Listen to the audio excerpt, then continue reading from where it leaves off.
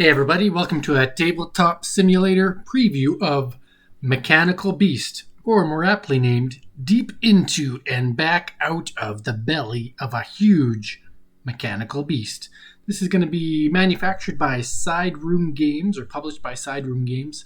It's live on Kickstarter right now, but I've seen it developing I think since 2019. Ben Moreta has been sharing his concept and his images and his prototype over the years, giving out some free print and play tests and entered in some contests. So just had fun watching this evolve over the last couple of years and now being turned into a major game, I think. At least for Kickstarter, it's doing well so far. So what is Mechanical Beast and what do I like about it? Well, we'll just go through the Tabletop Simulator version of it. First off, I like the concept of the theme.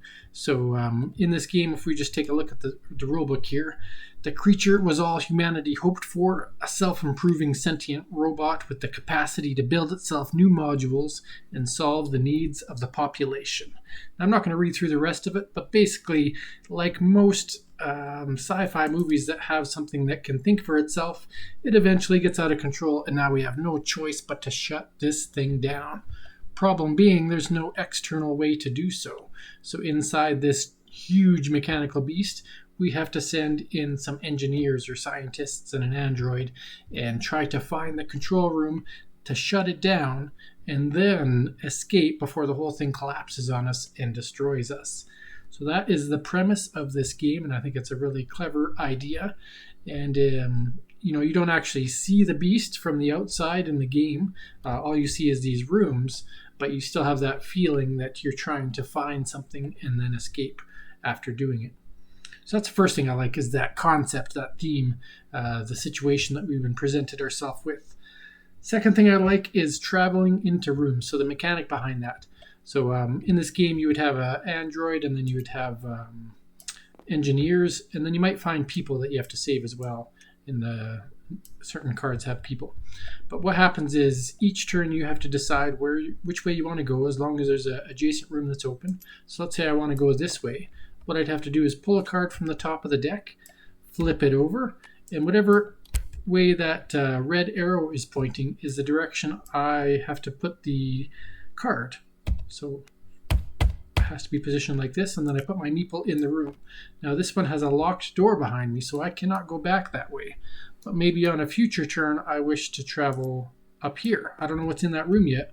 I have to enter the room first, so I'd flip this over. Oops. And take a look at this card, and I would have to rotate that card and then position my meeple in there. So that is the first thing about the game, and we'll do it just a couple more times, show you how that works. So let's say I'm going to go here. I could put this here. Now, it's not the only action you can take on your turn. I just want to share how that works. So we could keep going through a few rooms here and show you what we find. All right. So that was an example of how you travel through the mechanical beast. Each turn you're going to be doing this type of action, and that doesn't seem very dangerous so far because there aren't any creatures in here. There's nothing that you have to combat. But eventually you're going to be running into the control room, and we'll get to that in a minute. But I also want to talk about turning gears. So that's the third thing I wanted to share. This game has a neat concept where you can turn gears and it will have an impact on the game. So let's just get a couple more tiles in place here as an example and see if we can kind of share what I mean. If our meeple went this way and we put this here. All right. So let's say we were in this room here, and you can see there's a gear in this room. There's also a gear in this room from the overhead view and a gear in this room. And each of the gears, depending on their position, will do different things. So let's just show you what I mean in this lovely rule book here. So exploration gear activation. So we're doing a gear that's in the corner of a room here. So the way it says here is a gear in the corner of a chamber can turn that room along with the other 3 rooms that touch the corner, counterclockwise, pivoting on the corner with the gear. So it gives us some examples here. And you can activate it even when all 4 corners are present, but in this case all 4 corners are present. So what we would do is we could take all 4 of these and basically rotate them around, the whole room kind of pivots, but the adjacencies stay the same. So the way that would work, it's hard to envision on Tabletop Simulator, but let's just see. You have to rotate the card and then move the position. So we'll just take the card with the gear out for a moment. And let's say we're going to rotate this clockwise. That means this one would rotate clockwise and go there. This one would rotate clockwise and go there. This one would rotate clockwise and go there. And then we would have our rooms repositioned after turning that gear. And we could turn the gear numerous times in the same turn, so we could rotate again or again. Obviously 3 times rotation is the max, otherwise you're just back where you started. But why would you want to do that? You'd want to do that to reposition rooms to help facilitate your escape. And I think mainly you're going to be doing that after you find the control room as opposed to before, unless there's a particular reason that you want to do it. So that's the third thing I like, is turning gears, other gears. So let's say this room was here and this was here. There's other gear options. So this one here, for example, a gear on the edge can move the adjacent row of the rooms along the wall. It moves them in a single direction, one position. So we might move this up one and this one up one if we were here. If our meeple was on here, we might want to position it that way. Technically, we could shift this around and then this one rotates up. So if there's not an end, you can kind of rotate it like a circle from what I understand. If I'm getting any of these concepts wrong, I apologize. It's my best understanding of the game so far, but just the different gears allow you to rotate rooms in different ways. And then this one here can shift the same row. So I could, if I shifted this row, I could push this one here or push this one here, as though the entire room is shifting around. And that way it would open up the opportunity to go through doors and get other things to connect to these. All right, so that is that. The fourth thing I like is the concept of the control room. So what we'll do is we will search through this deck and find the control room. I believe it has a giant button, so it shouldn't be too hard to miss. There we go. We've got the control room. And if we look in here, let's see. So lockdown, emergency exit. Just find that control room here. Exploration, gear activation, movement. All right.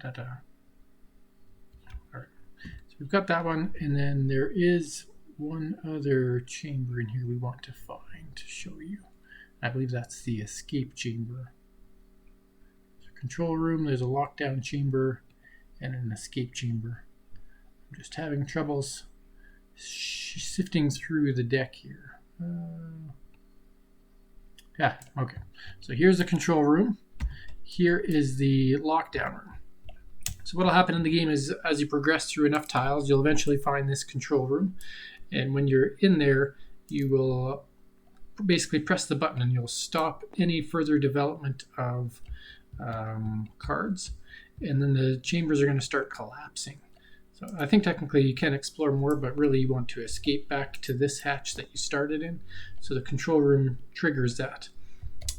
So there's a definitive middle point to the game because the control room is staged in a certain part of the deck. I'm just going to connect these just to make my life easier for this demonstration. But let's say this was our board. It would be much bigger than this if we played the actual game. But once we've hit that control button, things change and rooms start to collapse. So from there, thenceforth, anytime I leave a room, if I finish, no matter how far I go, whatever room I originally left will get removed from the game. So if you have other people on the board, if you had other people that needed that position in the map, then it could cause some problems. And what the lockdown chamber does is something slightly different here. Lockdown, unexplored rooms become locked at that point. So before you find the lockdown chamber, you could still explore. It might help you find a faster route out of the building or out of the beast. But once you hit the lockdown, you can only go on tiles that have been previously explored. And with the end game being, get out of this hatch.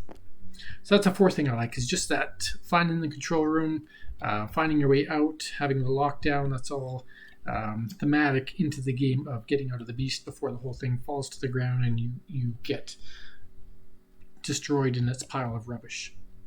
And then the last thing I just like about this one is that I talked about at the beginning, but I've seen this game developing since 2019, and I've seen this concept that Ben came out with is very, very similar to his initial game.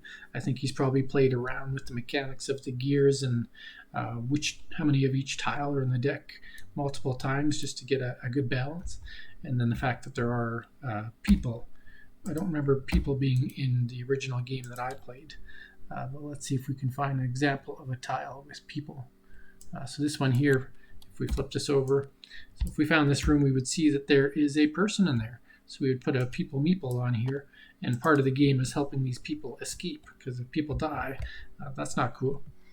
So anyway, the game's been in development for quite some time, and I'm so happy for Ben that it got picked up by Side Room Games. I think they made an excellent choice in this game. It's got something inventive in regards to the way I think the gears is the most inventive part of the game.